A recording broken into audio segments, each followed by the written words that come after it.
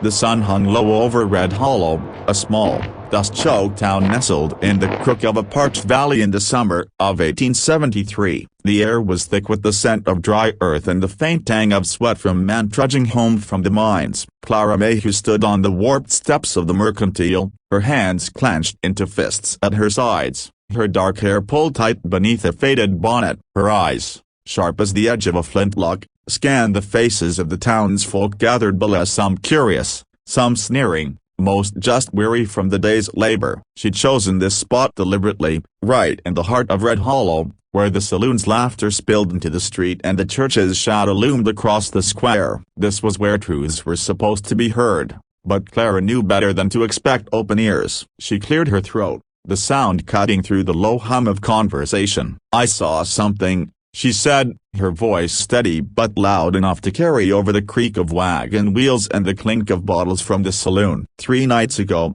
out by the sycamore grove, Sheriff Tate met with Red Jack, the outlaw. They were trading gold, a stolen gold for silence. The words landed like stones in a still pond, rippling through the crowd. A few men chuckled, their tobacco-stained teeth flashing in the fading light. A woman in a calico dress whispered to her neighbor, her eyes narrowing. Clara pressed on, undeterred. "I saw the sheriff hand over a sack of gold, and Red Jack promised to keep his mouth shut about something. I don't know what, but I know what I saw." The laughter grew louder now, a harsh, grating sound that made Clara's jaw tighten. "Clara Mayhew, always spinning tales," called out Tom Pritchard, the blacksmith, his meaty arms crossed over his apron. "You've been out in the sun too long, girl." The crowd murmured agreement, their voices a chorus of disbelief. Sheriff Tate, leaning against a hitching post across the square, didn't even bother to hide his smirk. He was a broad-shouldered man with a mustache that curled like a snake's tail, his badge glinting in the twilight. To Red Hollow, he was a hero, the man who'd chased off bandits and kept the town's meager prosperity intact. Clara's accusation was as absurd as claiming the sky was green. "You calling me a liar, Tom?" Clara shot back, her voice rising. "I know what I saw, and I'll say it again. Sheriff Tate's dirty, and he's in bed with outlaws." The crowd's laughter turned to jeers now, and a boy no older than 10 lobbed a clod of dirt at her feet. It missed, but the message was clear. Clara stood her ground, her heart pounding but her gaze unwavering. She'd always been stubborn, ever since she was a girl, when she'd refused to cry after her father's belt or her mother's death. But this wasn't just stubbornness, this was truth, burning in her chest like a coal that wouldn't cool. By the time she stepped down from the Mercantile, the crowd had dispersed, their mutterings trailing off into the dusk. Sheriff Tate sauntered over, his boots kicking up little puffs of dust. "Careful,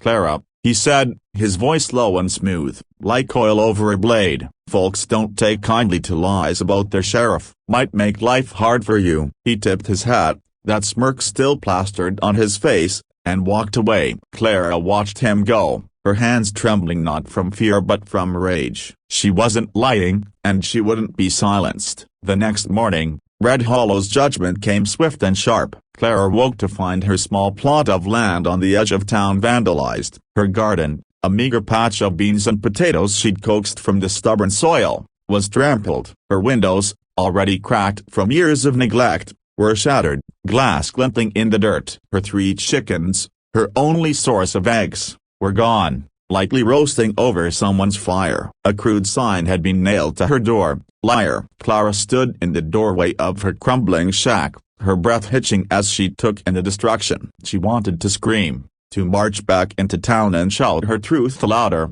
but she knew it would only bring more stones, more scorn. Her brother, Amos, came by at noon, his face lined with worry. He was a quiet man, a clerk at the general store, with none of Clara's fire. "You gotta stop this, Clara," he said, his voice barely above a whisper. "You're tearing the town apart, and for what? Nobody believes you. They're saying you're touched in the head." He reached for her arm, but she pulled away, her eyes blazing. "I'm not crazy, Amos," she said. "I saw what I saw. If I keep quiet, that gold stays stolen, and Tate keeps his halo." "You think that's right?" Amos shook his head, his shoulders slumping. He loved her, she knew that, but he was a man who bent with the wind, and Red Hollow's wind blew hard against her. "Just be careful," he muttered before leaving her alone with the wreckage of her home. Days passed, and Clara's world shrank. The grocer refused her credit, claiming she'd stirred up too much trouble. The preacher,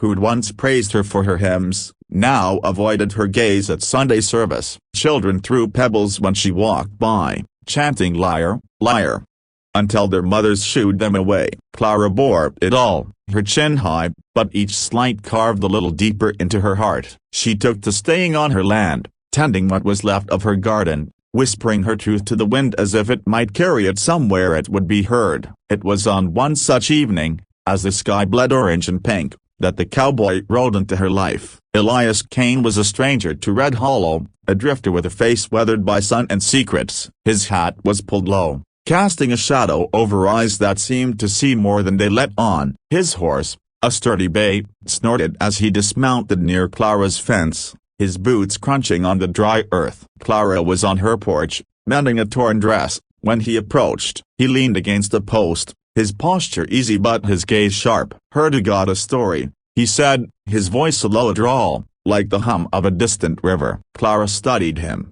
wary. Strangers didn't stop by her place, not anymore. "What's it to you?" she asked, her needle pausing mid-stitch. "Folks in town are talking," he said, unperturbed by her tone. "Say you're calling out the sheriff. Say you're a liar. I reckon I'd like to hear it from you." There was no mockery in his voice, no hint of the scorn she'd grown used to. Just a quiet curiosity, like he was weighing her words before she'd even spoken them. She told him everything. The words spilled out, raw and unpolished, as she recounted the night in the sycamore grove via the shadows of the trees, the glint of gold in the moonlight, the low voices of Tate and Red Jack. She told him how the town had turned on her, how her home had been broken, how her truth had become a curse. Elias listened, his face unreadable, his hands resting loosely on his belt. When she finished, silence hung between them, heavy as the heat. Then he nodded, just once. "I believe you." Clara blinked, the words hitting her like a gust of cool wind. "You what?" she said, her voice barely above a whisper. "I believe you," he repeated, his eyes meeting hers. "Sounds like you saw what you saw, and sounds like this town's too scared to hear it." He tipped his hat, a small gesture that felt like a promise, and walked back to his horse. Clara watched him go, her heart pounding in a way it hadn't in years. She waited for the catch, for the moment he'd turn back and laugh, but he didn't. He rode off into the dusk, leaving her alone with those three words echoing in her mind. The next morning, Elias returned, his horse pulling a cart loaded with timber. Clara stepped out of her shack, her arms crossed, as he began unloading the wood near her fence. "What are you doing?"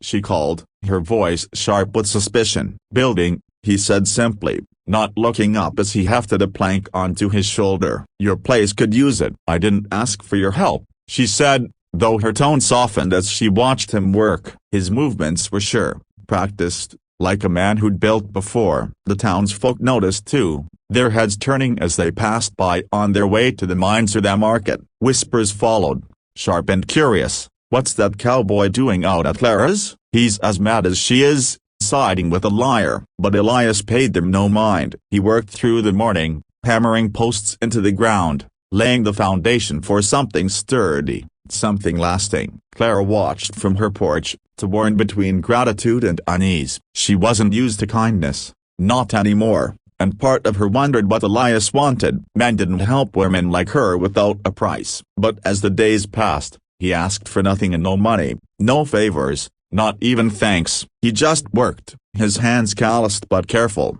his silence a comfort rather than a judgment. At night, he'd sit with her on the porch, sharing a tin cup of coffee she'd brewed over a small fire. She'd talk, sometimes about the grove, sometimes about the town, sometimes about the mother she'd lost to fever or the father who'd left her nothing but debts. Elias listened, his presence steady as the stars above. The cabin took shape, plank by plank, a defiance against Red Hollow's scorn. It was more than a house, it was a statement, a beacon of belief in a woman the town had cast aside. Clara helped where she could, hauling water or holding beams steady, her hands growing as calloused as his. She didn't ask why he was doing this, not outright, but one night, as the frame of the cabin stood silhouetted against the moon, She couldn't hold back. "Why are you here, Elias?"